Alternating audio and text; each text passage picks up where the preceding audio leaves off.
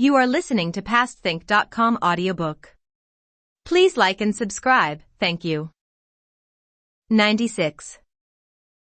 Squire Ko gladly receives a noble priest. The elder Tang does not covet riches. The form of forms was first formless. The void of void, too, was not void. Hush, noise, speech, and silence the same we deem. Why speak of dream within a dream? 1. The useful is in use useless. No power empowers power. Like ripened fruits that redden on their own. Ask not how they are trimmed and grown. We were telling you about the disciple of the Tang monk, who used his magic power to stop those priests from the gold-spreading monastery. After the dark wind subsided, the priests, no longer able to see the master pilgrim, and his disciples, thought that they had witnessed the descent of living Buddhas. They therefore kowtowed and returned to their own monastery, and we shall speak no more of them. Master and disciples proceeded toward the west, and once more it was the time of late spring and early summer. The weather is pleasant and bright, with pond lotus coming in sight. Plums ripen after the rains. Wheat in the wind its height attains. With their young river swallows fly. To feed their offspring pheasants cry. The dipper's south, the day's at its longest. Fair and gay all things seem strongest. Countless times they rested at night and dined at dawn, fording the streams and climbing the slopes. On a peaceful road they journeyed for half a month, and then they saw again a city ahead of them. Disciples, asked Tripitaka, what sort of place is this again? I don't know. I don't know, replied Pilgrim. You have taken this road before, said Eight Rules, giggling. How could you say you don't know? There must be something uncanny about this place. You're deliberately pretending to be ignorant just to play a trick on us. This idiot is completely unreasonable, said Pilgrim. Though I have traveled several times on this road, I did it in the air. I mounted the clouds to go back and forth. Since when did I ever make a stop on the ground? There was no reason for me to investigate what was of no concern to me. That's why I am ignorant. There's nothing uncanny here. Who wants to play a trick on you? As they talked, they came up to the edge of the city. Tripitaka dismounted to walk over the drawbridge and enter the gate. In a corridor by a long street, two old men were seated and conversing. Disciples, said Tripitaka, stand out in the middle of the road. Lower your heads and behave yourselves. Let me go up to the corridor to ask what place this is. Pilgrim and the rest indeed obeyed him and stood still. The elder drew near, pressed his palms together, and called out, Old patrons, this humble cleric salutes you. Those two old men were just having a leisurely discussion about the rise and fall, the gains and losses of past dynasties, about who were the sages and worthies, and about the great, lamentable fact that what had once been a heroic enterprise was now reduced to nothing, when they suddenly heard this salutation. They at once returned the greeting and said, What does the elder wish to say? This humble cleric came from afar to worship Buddha, said Tripitaka. Having just reached your treasure region, I do not know its name. I would like to know also where I might find a family inclined to charity, so that I might beg a meal there. One of the old men said, This is the Bronze Estrade Prefecture, behind which is the numinous Earth District. If the elder wishes to have vegetarian meal, there is no need for you to beg. Go past this archway, and on the street running north and south, you'll come to a towered gate facing east guarded by figures of sitting tigers. This is the home of Squire Ko. Before his door there's also a plaque with the inscription, 10,000 monks will not be barred. A distant traveler like you can enjoy all you want. Go. Go. Go. And don't interrupt our conversation. Having thanked them, Tripitaka turned and said to Pilgrim, This is the numinous Earth District of the Bronze Estrade Prefecture. The two old men told me that beyond the archway on the street running north and south, there is a tiger-guarded towered gate facing east. That's the home of Squire Ko, where before the door there is a plaque bearing the inscription, 10,000 monks will not be barred. They told us to go to that household to have a meal. The region of the West, said Sha Monk, is the land of Buddha, so there must be people who wish to feed the monks. If this is only a district or a prefecture, there's no need for us to have our rescript certified. Let's go beg some food, and we can leave after the meal. As the elder walked slowly through the long street with his 3 followers, they aroused again such alarm and suspicion of those people in the markets that they all crowded around the pilgrims to stare at their features. Telling his disciples to remain silent, the elder kept saying, "Behave yourselves. Behave yourselves." The 3 of them indeed lowered their heads and dared not look up. After they turned a corner, they came upon a broad street running north and south. As they walked along, they saw a tiger-guarded towered gate, on the other side of which there was hung on the wall a huge plaque with the inscription, 10,000 monks will not be barred. In this Buddha land of the West, said Tripitaka, there's no deception in either the foolish or the wise. I was not prepared to believe what the 2 aged men told me, but what I see here confirms their story. Always rude and impulsive, 8 rules wanted to go in at once. Pilgrim said, "Idiot, let's stop a moment. Wait till someone comes out. When we have obtained permission, then you may enter." "What Big Brother says is quite right," said Sha Monk. "If we do not observe proper etiquette, we may offend the patron." They rested the horse and the luggage before the gate. In a little while, an old retainer appeared, carrying in his hands a scale and a basket. When he suddenly caught sight of the 4, he was so startled that he abandoned his possessions and ran inside to report, "My lord, there are 4 strange-looking priests outside." The squire, leaning on his staff, was just taking a leisurely stroll in the courtyard, chanting repeatedly the name of Buddha. The moment he heard this report, he threw away his staff and hurried out to receive his visitors. When he saw the 4 pilgrims, he was not intimidated by their ugliness. All he said was, "Please come in. Please come in." With modesty Tripitaka entered with his disciples. After going through a little alley, the squire led them to a building and said, "This building houses the Buddha Hall, the Sutra Hall, and the Dining Hall, which will entertain the Venerable Fathers. The building to the left is where this disciple and his family live." Tripitaka was full of compliments as he put on his cassock to worship Buddha. They ascended the hall to look around, and they saw fragrant clouds of incense and bright flames of candles. A hall filled with bundles of silk and flowers. 4 corners festooned with gilt and colors. On a vermilion prop, a bell of purple gold hangs high. On colored lacquered frames, a pair of patterned drums are mounted. A few pairs of banners, all embroidered with the 8 jewels. 1,000 Buddhas, all gilded in gold. An old bronze censer, and an old bronze vase. A carved lacquered table, and a carved lacquered box. From the old bronze censer arise unending curls of smoky fragrance. Within the old bronze vase, now and then the lotus displays its colors. 5 colored clouds too fresh on the carved lacquered table. Mounds of scented petals in the carved lacquered box. In a crystal chalice, the holy waters clear and clean. In a lamp of glass, the fragrant oil burns brightly. The gold stone chimes one note, lingers and resonates. Truly unsoiled by red dust in this precious tower. A household Buddha hall nobler than a temple. Having purified his hands, the elder took up incense to kowtow and worship. Then he turned to go through the proper ceremony of greeting the squire, who said, however, "Just a moment.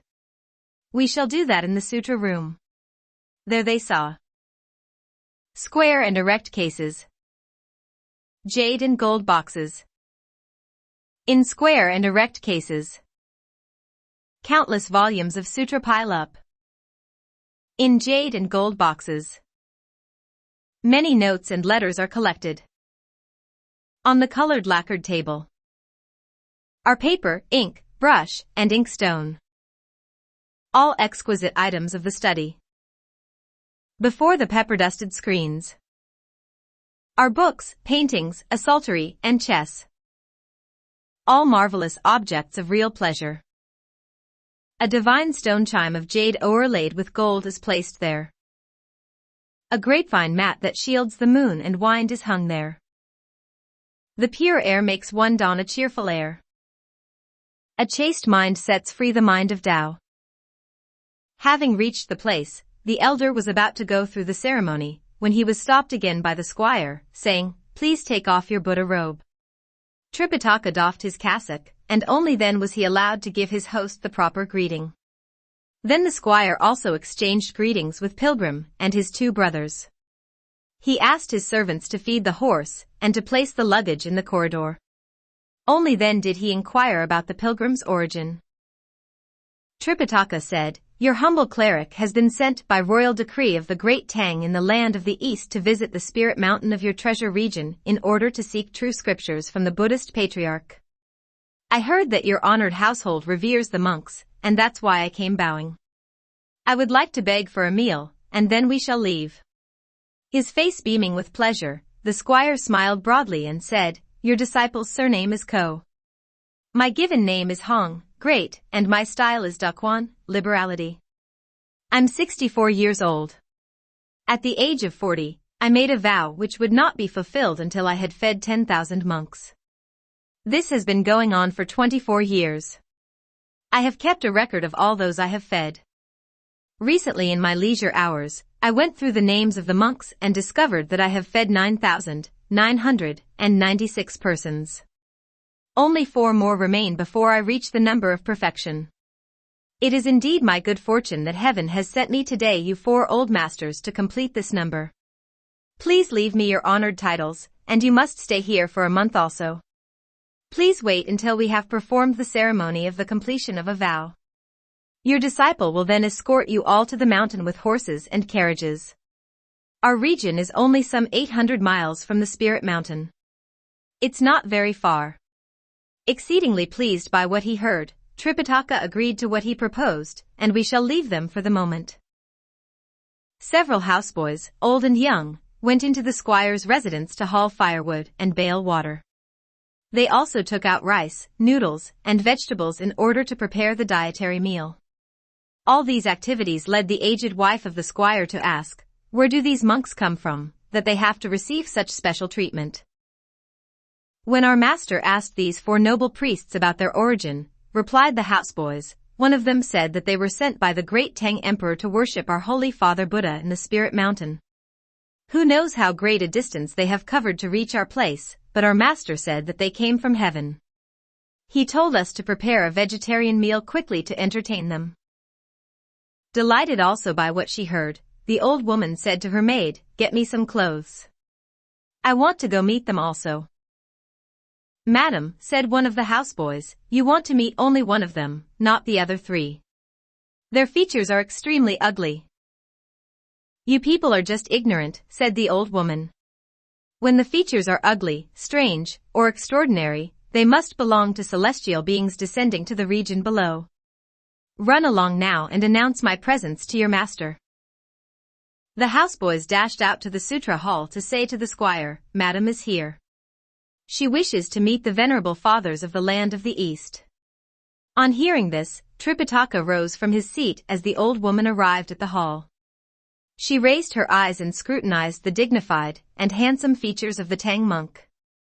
Then she turned to look at Pilgrim and his 2 companions, whose appearances were extraordinary indeed. Though she thought that they were celestial beings descended to earth, she did feel a little nervous as she went to her knees to bow to them. Hurriedly returning her salutation, Tripitaka said, "The Lady Bodhisattva has erroneously paid us great homage." The old woman asked the squire, "Why aren't these 4 masters sitting together?" Sticking out his snout, 8 Rules said, "We 3 are only disciples." That one declaration of his seemed like a tiger's roar deep in the mountain. The old woman became more frightened than ever. As they spoke, another houseboy came to say, "The 2 uncles have arrived." Turning quickly to look, Tripitaka found 2 young scholars 3 who walked up the sutra hall and bent low toward the elder. Tripitaka hastily returned their greetings, while the squire tugged at him and said, "These are my 2 sons, named Ko Liang Beam and Ko Dong Pillar. They have just returned from school and haven't had their lunch yet. Learning of the master's arrival, they have come to bow to you." Delighted, Tripitaka said, "Excellent. Excellent. Truly. To exalt your house doing good's the rule.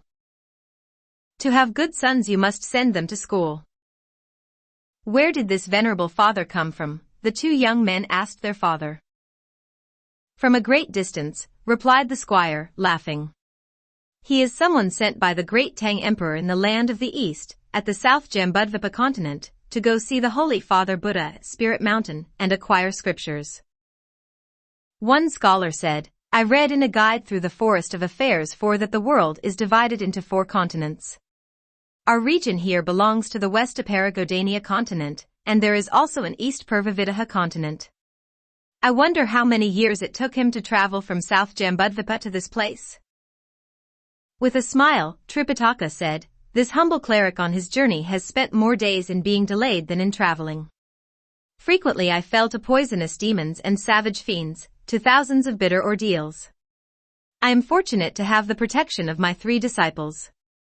Altogether I have experienced 14 summers and winters before arriving at your treasure region." When they heard this, the 2 scholars paid him effusive compliments, saying, "Truly a divine monk. Truly a divine monk." Hardly had they finished speaking when a young boy came to say, "The mager has been spread out. We invite the venerable fathers to partake." The squire asked his wife to return to their residence with his sons. He himself accompanied the 4 pilgrims to the dining hall for the meal. The appointments in the hall were arranged in a most orderly manner, with gilded lacquered tabletops and black lacquered armchairs. The front row of food consisted of a croquembouche of 5 colors, created in the latest fashion by the most skillful and artistic hands. In the second row there were 5 platters of little dishes, while the third row had 5 plates of fruits. The fourth row had 5 big platters of snacks, every item delicious and fragrant. The vegetarian soups, the rice, the steamed dumplings and buns were all steaming hot and most appetizing. 7 or 8 houseboys dashed back and forth to serve them, and 4 or 5 chefs never stopped working. Look at them. Some brought in soup while others added rice. Coming and going, they were like meteors chasing the moon. Arju ate rules swallowed a bowlful with 1 gulp, and he went after the food like wind sweeping away the clouds. Master and disciples thus enjoyed a full meal. The elder rose and, having thanked the squire for the mager, was about to leave immediately. Stopping him, the squire said, "Old teacher, please relax and stay for a few days. As the proverb says, beginning is easy but the end is hard. Please wait till I have performed the rite of completion. Only then would I dare escort you on your way." When Tripitaka saw how sincere and earnest he was, he had no choice but to remain. Not until 6 or 7 days had gone by did the squire invite some 24 local Buddhist priests to conduct a service of the completion of a vow. The priests spent 3 or 4 days to compose the service, and, having selected an auspicious date, they began the sacrifice. Their manner, of course, was no different from that of the great Tang. They, too, unfurled the huge banners and set up the gilded images, lifted high the tall candles, and burned incense to worship. They rolled drums and tapped cymbals. They blew on reeds and kneaded pipes, the little gongs, and the flute's pure tones.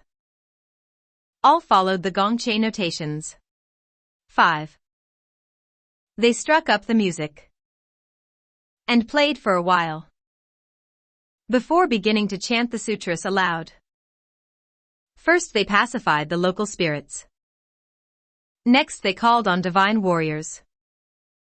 They burned and sent off the documents. And they bowed to Buddha's images. They recited the Peacock Sutra.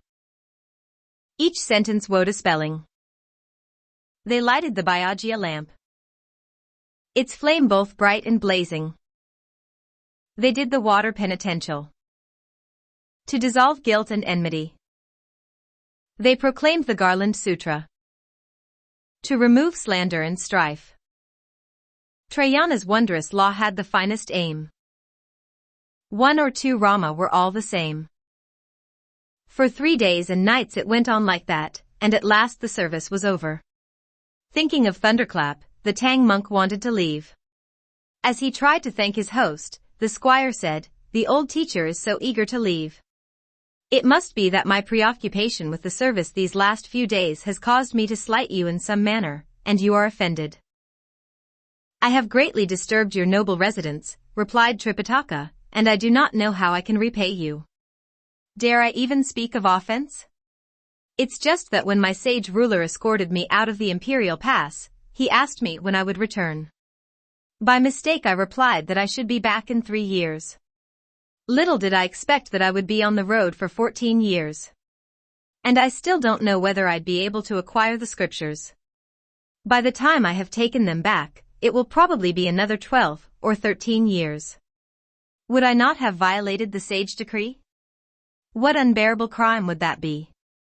I beg the old squire to let this humble cleric proceed. Wait till I have acquired the scriptures, then I'll come back to stay a little longer at your mansion.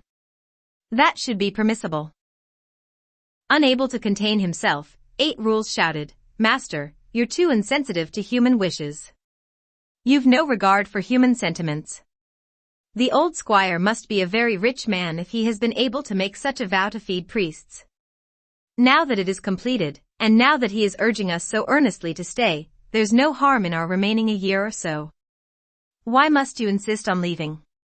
Why should we abandon such ready-made provisions and resume begging from someone else? What old father or mother's family do you have ahead of you?" "You coolie," snapped the elder. "All you know is eating. You never have a thought for returning to your origin. Truly you're a beast who cares only for eating in the trough. To ease your belly's itch. Since you crave so much to indulge in this deluded passion, I'll leave tomorrow by myself." When Pilgrim saw that even the color of his master's face had changed, he grabbed 8 Rules and pounded him with his fists. "This idiot," he cried, "without knowing any better, has caused master to blame even us." "That's a good beating. That's a good beating," said Shaw Monk, chuckling. "Even when he's silent, as he is now, he annoys people. Wait till he butts in again with his mouth." In a huff, our idiot stood to one side and dared not utter another word. When the squire saw that master and disciples had become agitated, he tried to placate them with a broad smile, saying, "Please calm yourself, old teacher, and bear with us for one more day. Tomorrow I shall prepare some banners and drums and invite a few relatives and neighbors to see you off." As they conversed, the old woman appeared and said, "Old master, if you have come to our house, there is no need for you to rush off so eagerly. How many days have you been staying, anyway?" "Already half a month," replied Tripitaka. "Let that half-month be counted as the meritorious service of the squire," said the old woman. "I too have accumulated a little cash from sewing, and I have hopes also of feeding the old master for half a month." She had barely finished speaking when Ko Dong and his brother also came out and said, "Please hear us, you 4 venerable masters. Our father fed the monks for over 20 years, but he had never come upon a good person. Now he is lucky enough to reach the number of perfection only because of your arrival, which has, as it were, brought radiance to a thatched hut. Your students are too young to know much about karma, but we do know the proverb. What pa sows pa reaps. What ma sows ma reaps. One who sows not, reaps not. The reason our father and mother wish to extend their hospitality is just so that they may each attain certain karmic reward. Why must you refuse them so bitterly? Even we foolish brothers have saved up a small sum from our school allowances, with which we, too, would like to entertain the venerable masters for half a month before we see you off. Already I dare not accept the great kindness of your mother, the old bodhisattva," said Tripitaka. "How could I presume upon the affection of you worthy brothers? I truly dare not. I must leave this day, and I implore all of you to pardon me. If I remained, I would have exceeded the imperial limit, and my crime would be even greater than one punishable by execution. When the old woman and her 2 sons saw that he was adamant, they grew angry and said, "Out of good intentions we wanted him to stay, but he's bent on leaving." "All right. He wants to go, let him go. No need to chatter any more." Mother and sons thereupon got up and went inside. Unable to restrain himself, 8 Rules spoke again to the Tang monk, "Master, don't overdo your play acting. As the proverb says, to stay's appropriate. Loitering irritates. Let us stay here for 1 more month, just to satisfy the wishes of mother and sons. What's the hurry?" "Oh," snapped the Tang monk, and immediately our idiot gave his own mouth a couple of slaps, saying, "Shhhhhh. Shhhhhh. Don't talk. You're making noises again." On one side Pilgrim and Shaw monk began to giggle uncontrollably. "What are you laughing at?" said the Tang monk to Pilgrim, sorely annoyed. Making the magic sign with his fingers, he was about to recite the tight fillet spell. So horrified was Pilgrim that he at once went to his knees to say, "Master, I wasn't laughing. I wasn't laughing. Don't recite that spell, I beg you." When the squire saw that master and disciples were becoming more and more rancorous, he dared not insist on their staying any longer. All he said was, "The venerable masters need not quarrel. I promise you that I shall escort you on your way tomorrow."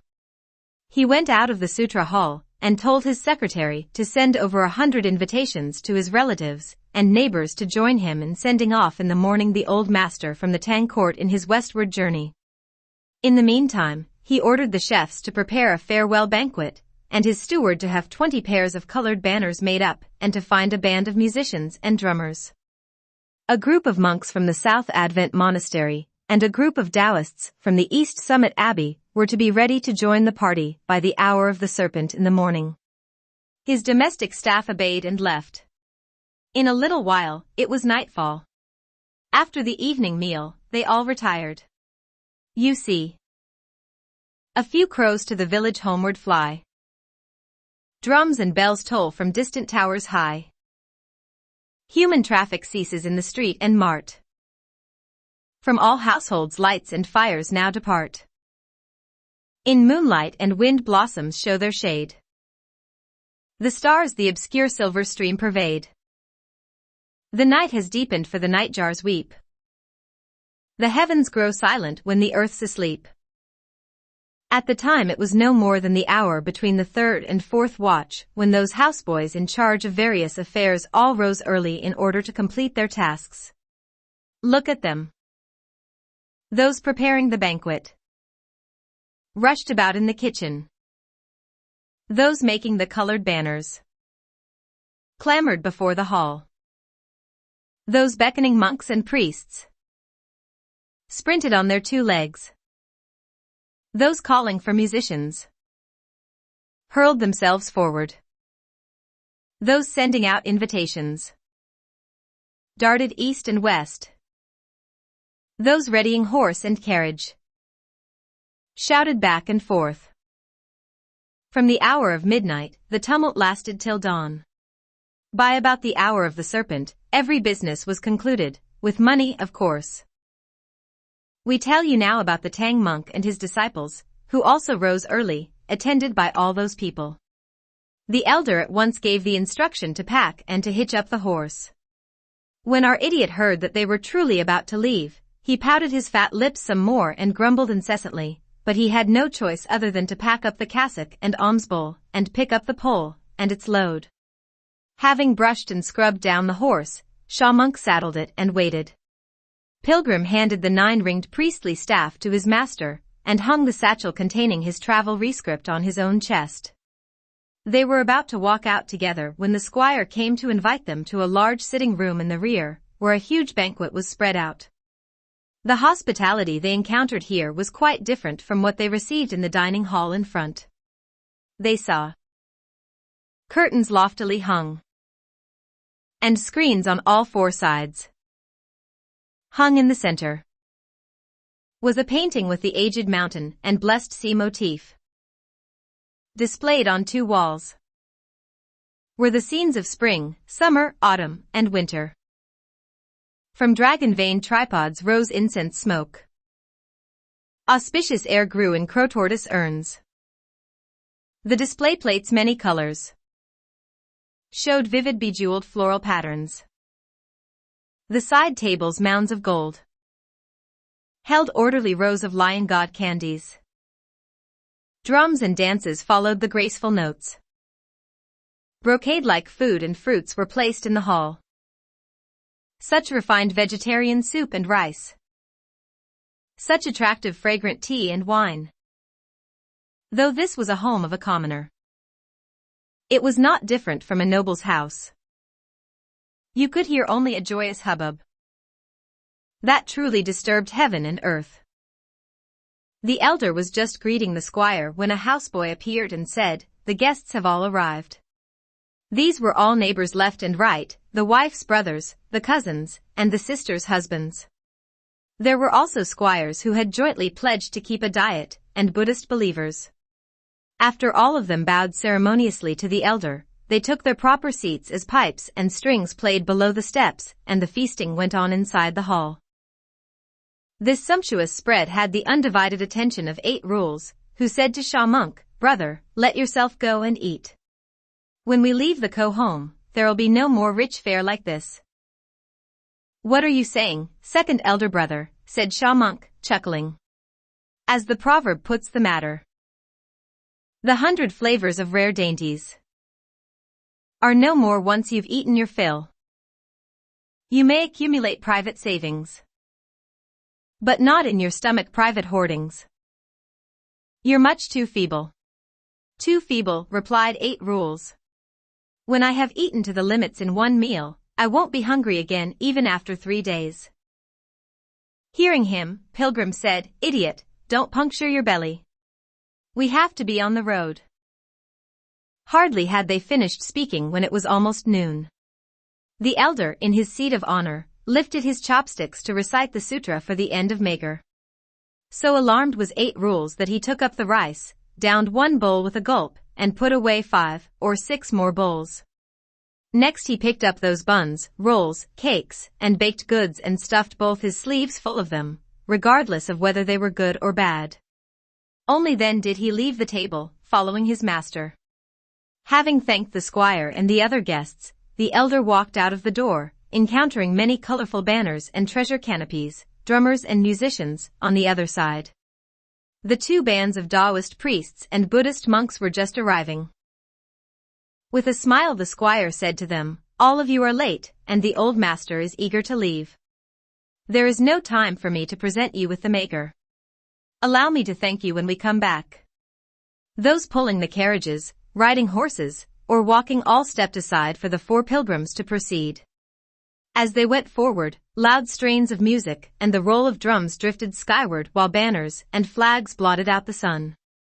The whole place was clogged by people, chariots, and horses, as everyone came to see Squire Ko sending off the Tang monk.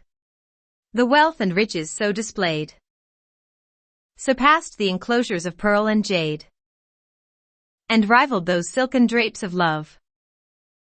Those monks played a Buddhist tune, after which the priests struck up a Taoist melody, as they all escorted the pilgrims out of the prefectural city. When they reached the 10th-mile wayside station, food and drink were served, and they toasted each other once more as they bade farewell. The squire, however, still could not bear to part with his guests. Blinking back his tears, he said, "When the venerable master returns after acquiring the scriptures, he must come to our house to stay for a few days. That'll be the fulfillment of Ko Hong's wish." Deeply moved, Tripitaka thanked him repeatedly, saying, "If I reach the Spirit Mountain, and get to see the Buddhist patriarch, your great virtue will be the first to be told. On my return, I shall surely stop at your door to express my thanks." Speaking in this manner, they went on for 2 or 3 more miles. The elder earnestly bowed to take leave of his host, and the squire had to turn back, wailing loudly. Truly, vowing to feed monks, he'd return to wondrous knowledge. But with no affinity he could not see Tathagata. We shall speak no more of Squire Ko, who escorted the pilgrims to the 10th-mile wayside station, and then returned with his other companions to his house. We tell you instead about the master and his 3 disciples, who journeyed for some 40 or 50 miles when the sky darkened. "It's getting late," said the elder. "Where shall we ask for lodging?" Toting the luggage, 8 Rules pouted and said, "There's ready-made rice, but you won't eat it. There's a house built with cool tiles, but you won't live in it. All you want is to hurry on some journey, like a lost soul going to a funeral. Now it's getting late. If it rains, what are we going to do then?" "You brazen cursed beast," scolded the Tang monk. "You're complaining again. As the proverb says, Chang'en may be fine, but it's no place to linger in. Wait till we reach the affinity of seeing the Buddhist patriarch and acquire the true scriptures. When we return to the great Tang and report to our Lord, we will let you eat the rice from the imperial kitchen for several years. I hope, you cursed beast, you'll become so bloated that you'll die and become an overstuffed ghost." Our idiot giggled silently and dared not utter another word. Pilgrim peered into the distance and discovered several buildings by the main road. He said quickly to his master, "Let's rest over there. Let's rest over there." The elder drew near and saw that it was a shrine which had collapsed. On top of the shrine was an old plaque, on which there was an inscription written in 4 dust-covered, faded words, "Bright Light Travel Court." Dismounting, the elder said, "The Bodhisattva Bright Light was the disciple of the Buddha of Flames and 5 Lights. Because of his expedition against the demon king of poisonous fire, he was demoted and changed into the spirit officer of 5 manifestations. They must have a shrine keeper here." They all went inside, but they discovered that both rooms and corridors had toppled, and there was no sign of any human person. They would have turned and gone back out were it not for the fact that dark clouds suddenly had gathered above, and a torrential rain descended. They had little choice but to find whatever shelter they could in that dilapidated building, and remain there in stealthy silence, fearing that they might otherwise disturb some monstrous deviates. Either sitting or standing, they endured a sleepless night. Ah! Truly. Prosperity's end breeds negativity. In pleasure you'd meet, too, calamity. We do not know what was their condition when they proceeded in the morning. Let's listen to the explanation in the next chapter. You are listening to PastThink.com audiobook. Please like and subscribe, thank you.